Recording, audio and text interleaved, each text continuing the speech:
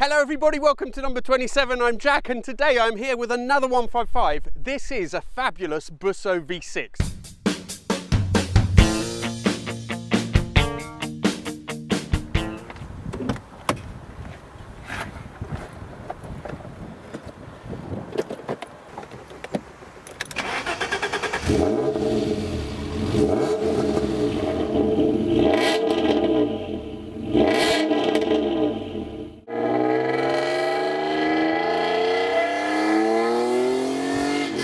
Now the 155 is an interesting car because really by all sort of objective measurements it was a failure.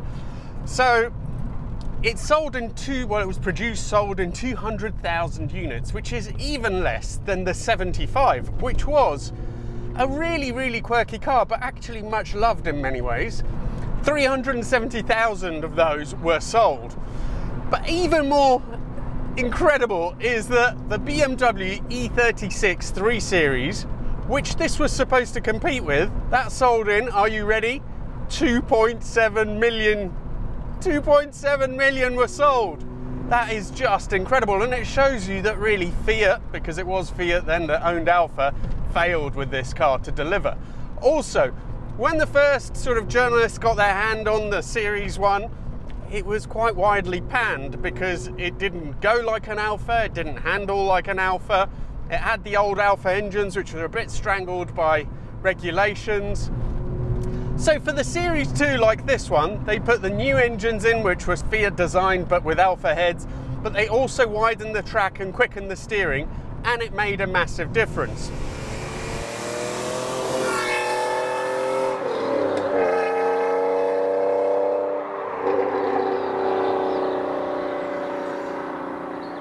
This particular car is actually made to look a little bit like a Silverstone, which was a special edition made in the UK to compete in the championship, and it's got that infamous rear wing that was so controversial. I think this looks absolutely epic.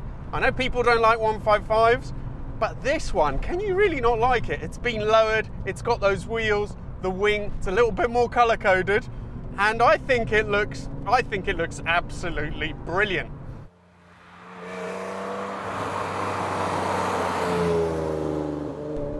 Now, we can't argue that this was as good a car as the E36 when it was launched, because it absolutely wasn't.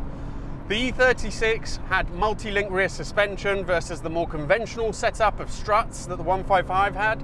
It was based on the Fiat Tempra chassis, and in terms of quality as well, this was lagging somewhat behind, but crucially also, it was a front-wheel drive car against the rear-wheel drive BMW.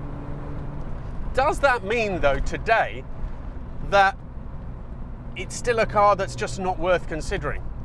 Let's do a little bit of a pull of this engine and see how it does. So the 155 had a 2.5 litre version of the Busso V6. This is still a 12 valve, it's not the 24 valve, and it also trailed the 3 Series, hold on.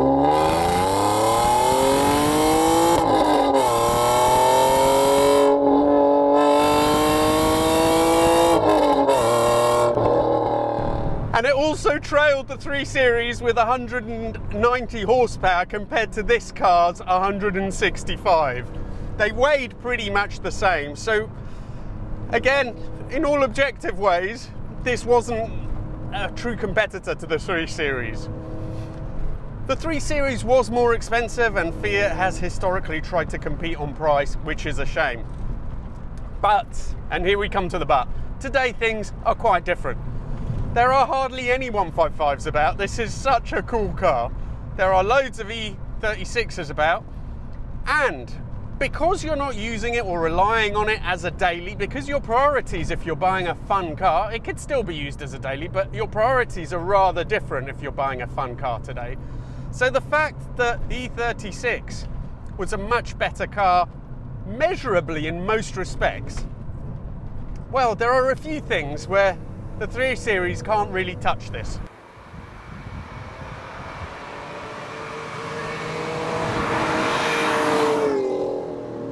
The engine I mean, I'm sorry, but those BMW 6s do not have the same soul as the Busso. They just don't. This thing feels alive. It is absolutely awesomely brilliant. It may not be the fastest thing, but it's all right usable. It's so crisp and you can feel it's just trying to go up the rev range. It wants to work with you. It's just fantastic. It's very, very responsive to the throttle. It's got enough torque to low down. It's not a torque monster, but it's got enough so that, you know, it makes it quite a nice car to cruise around in. And that quick steering really transforms these 155s and gives them the Alfa attitude that they should always have had, but didn't.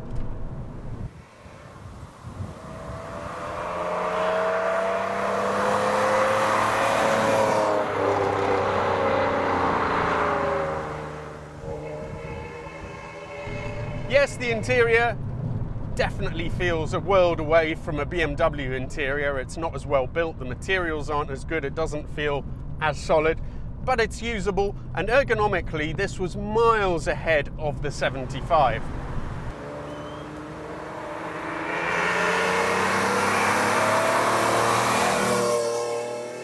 Now, this being an Alfa, the warning lights do sort of come on and off. There's an injector light that has come on but gone off again and is now on again. And definitely the interior doesn't feel like the most solid thing in the world, but it's great fun through these tighter bends. And you're holding this fantastic wheel. It's just lovely. And Alphas are weird like that. Like if you got the leather option on these, or the 145s, just great quality leather, amazing seats, incredible, lovely leather-covered wheel even, but then sort of iffy plastics and iffy build. It's just the way they are, unfortunately. The clutch is really light, well judged. The brakes, to me, over-servoed, but then this is the era when they started to do that. And I think if you were to really push this, I think it is aided by its dampers, the coilovers that it has, which help it a bit. But if you did try and drive it at 10/10ths, yes, it's not as capable as a rear-wheel drive car for sure, but they're still a lot of fun. And nowadays on modern roads, with modern policing, you can't really be too silly anyway. So, you know, you can drive fairly responsibly and still have fun in this.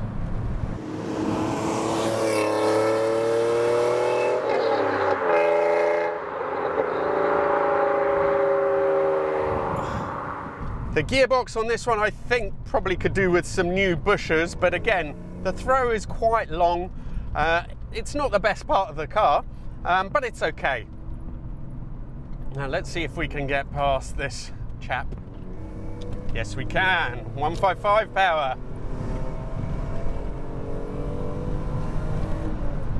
Oh. The steering is super quick, but to me it's just overly light, because being so quick and so precise, and it is, you just want a little bit more weight to help you place the cars in the corners. It's something I'm sure you would get used to.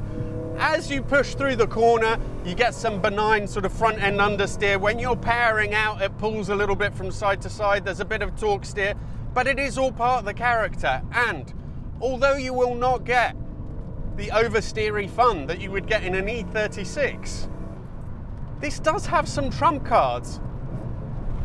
It is, as the owner, it is definitely more fun driven at sort of 7/10ths. I think to really have fun in an E36, you kind of have to get the back end into play, which isn't always possible and isn't accessible to everybody. Probably not to me. I don't know if I'm a good enough, you know, driver to always provoke a car into oversteer, but something like this, you know, if you go in a little bit too fast, it just warns you slowly that you're approaching it. You can feel the front end going a bit lighter and pushing wide. And because the way it changes direction is so immediate, it's fun even at slower speeds.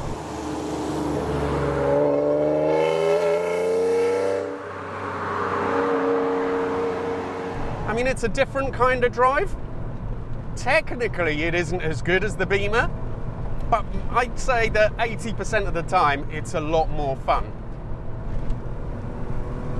And again, there's the Busso, there's the Busso, there's the Busso, which just makes up for so many crimes. It really does. And look at this one. I mean, it looks incredible.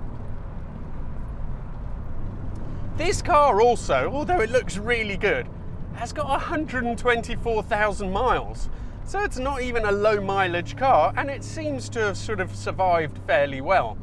Now, let's just do one last pull up the road before I leave you, because well, I can't get enough of the Busso.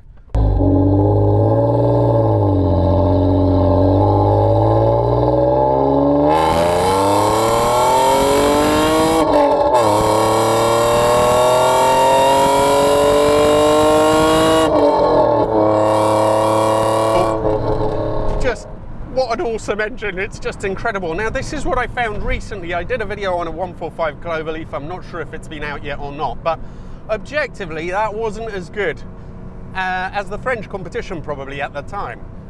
But it's a car that's going to be so much more fun with its flaws. So I know it's a bit of a cliche about Italian cars, but it's true. It's not just something that journalists used as an excuse, especially with like this and the 145. I mean, yes, they were flawed, but they weren't unusable. They weren't things you couldn't get over. And this is just so much fun. And I do have to say about 70% of that is the Busso. But it's a fun car to drive anyway.